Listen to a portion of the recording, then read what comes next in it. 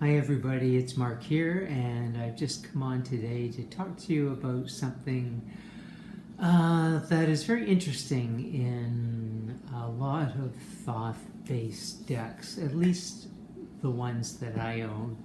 Not all of them, but let's just say the three decks that I would grab in case of fire would be, of course, the one I just showed in my last video. My friend Karen cut all the borders off of my classic large size Thoth deck. A few videos back I talked about my Soul deck, which I think may have to share a space with the other two I'm going to talk about, the one I just showed you. But this is from MM Malene. This is her Rosetta Tarot imagery, very close to Thoth. And as I say, I've done a video on this previously, and I just love the deck and its vibrancy and color and imagery. So that is this one. And a deck that I haven't shown you yet. I actually received it, purchased it prior to receiving this deck from my friend. And I was so excited about the Borderless Thoth that I kind of skipped this deck and didn't really give it its due in a video. And it is the companion, or let's say the follow-up to the Rosetta Tarot. This is the Tabula Mundi Tarot. It's MM Malene again, but in the years between the two decks, I don't know how many years that was, her art style certainly has gotten more sophisticated. There's more symbolism in the cards themselves. Colors still very vibrant. There's a different take on a lot of the cards. Her Rosetta sticks very close to what you would see in a Thoth deck in terms of imagery and coloration. In this one, she goes into some more of her own, I would say, symbolism, mystic symbolism, occultism, whatnot. She gives a different kind of view on the cards while remaining completely within the Thoth system of color and general titling and that type of thing.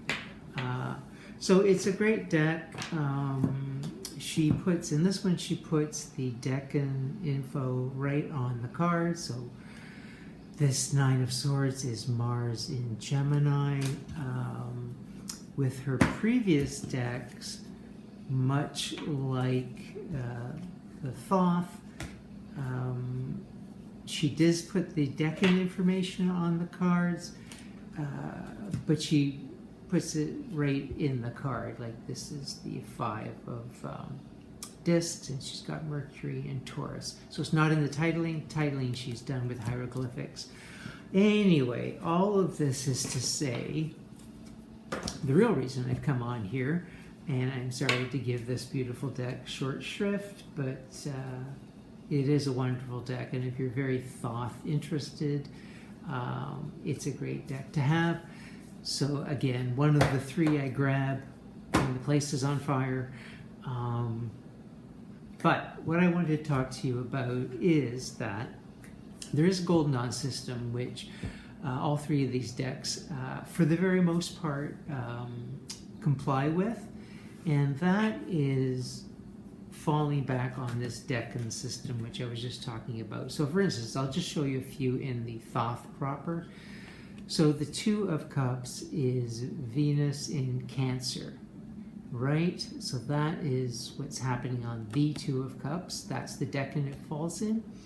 But what some people may not realize is the actual colors, for the most part, are derived from the majors that are associated with the card. So again, Venus in Cancer. So in the Golden Dawn system, Venus is represented by the Empress card, and Cancer is represented by the Chariot card. So I think you can see the colors bleeding over and combining into this card. We have the greens of the Empress.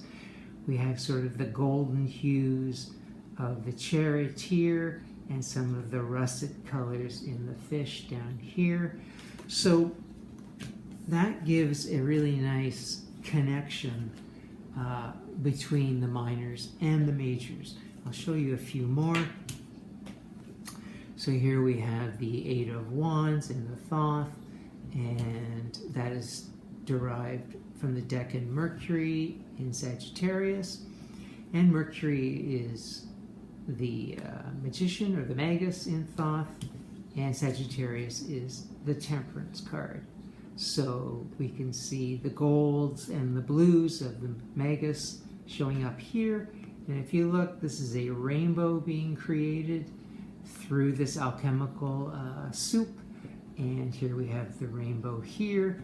So again, derived from the majors, the coloration of the minors. So all of that is again to say that MM Malene stuck to that in both of her decks. Now this deck sticks to the coloration primarily, as does this, but this one also brings symbols, actual symbols from the major cards, and sort of plunks them into the minor cards. So you're seeing things that are actually on those cards, those majors in the minor. So that's kind of clunky at times, and you'll see what I mean. And this other deck, the Rosetta, doesn't do that with actual objects so much. It does it with the colors.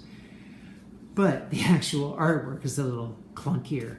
So this has a little clunky artwork, and this has a little clunky symbology. Like if I was to show you the Lover's card, I don't have it right here at hand, but if I was to show you the Lover's card and the Tower card, you would see all the Tower and this boar's head.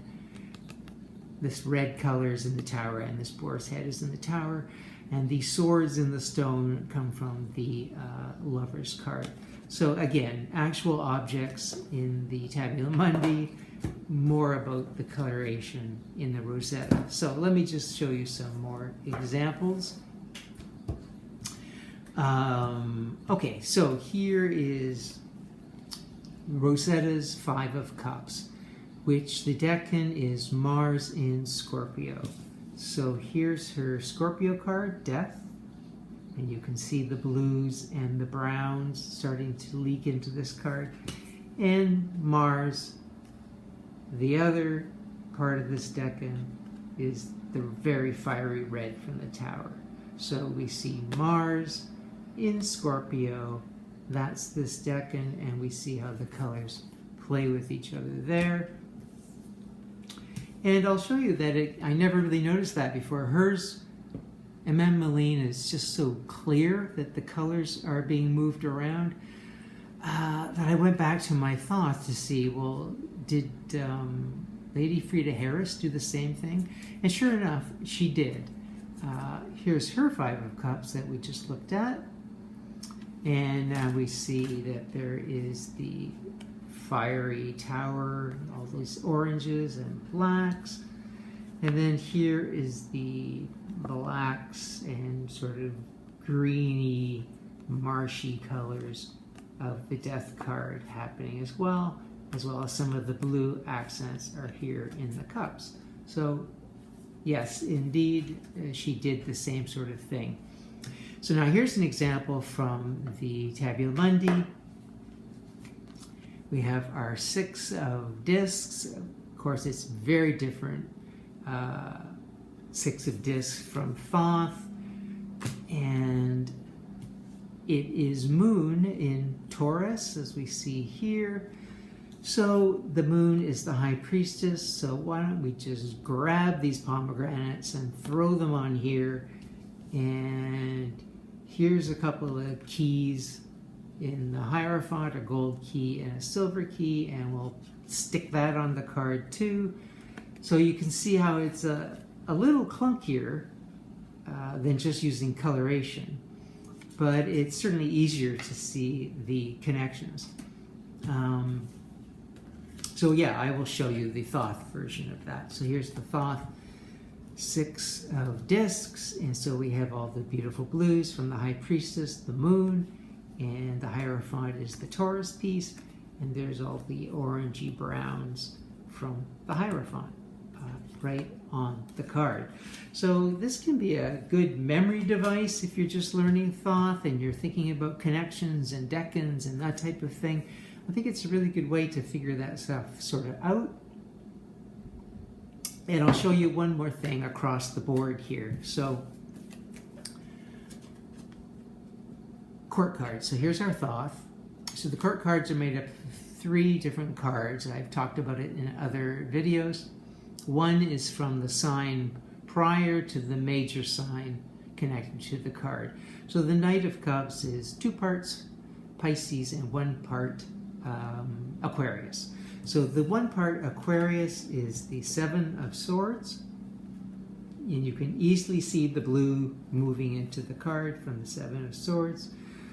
Then the 8 of Cups is connected to this card as well, so we see the greens here and what he's wearing, and sort of the coppery colored cup up here.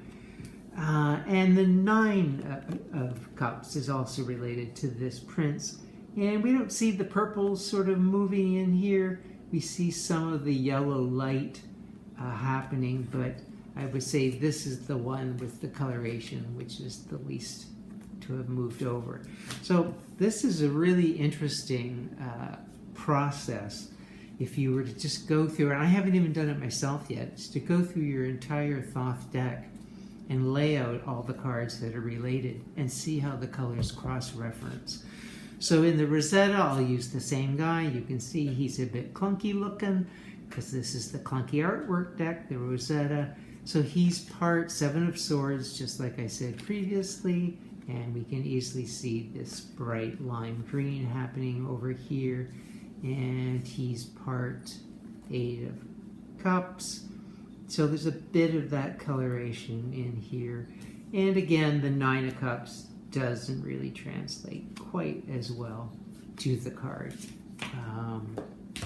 And lastly, we have like I say, her artwork has gotten more sophisticated and clear. Here's her Rosetta, here's her Tabula Mundi, same card. And also the nice thing about the Tabula Mundi is on all the court cards, she gives the elemental breakdown. He is fire of water. So that's a good help as well in learning the connections between the cards. But here's the clunky bit. So I said her clunkiness is in bringing objects from other cards. And here, these symbols here on this card, if you can see them, they come from all of the decans I just showed you. So here's your 7 of Swords. So there's a camel, an exhausted camel down here. So we'll just plunk him on this shield. There's a grounded ship on the 8 of Cups. And so we've got the ship as well. And there's a wishbone over here on this card, and the wishbone is on the shield. Yeah, I'm not thrilled with that. It does look clunky to me, and I kind of prefer just moving the colors over like they do here, and particularly so elegantly done in this one. So that's it for now. I hope I've given you something to think about and pull out your decks, and who knows, maybe other decks, RWS decks, have done the same thing. It's all up to the artist and how much they want to lean on the Golden Dawn system. Okay, bye for now.